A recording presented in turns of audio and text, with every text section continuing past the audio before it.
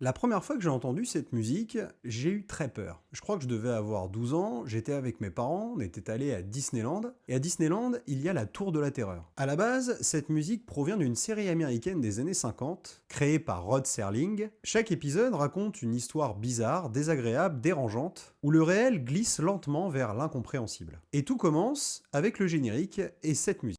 Notion d'espace où l'homme projette ses pas.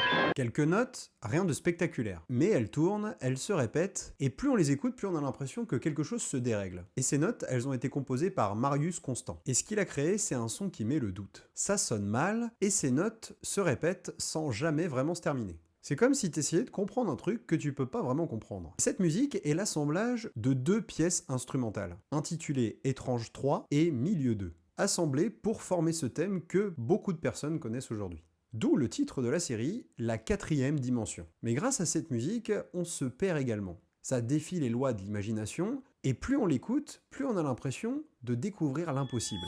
On ne sait plus vraiment où on est. Surtout associé avec le générique et la notion de temps qui revient en permanence dans le générique. Un espace mental où l'on imagine que tout est possible, même l'impossible.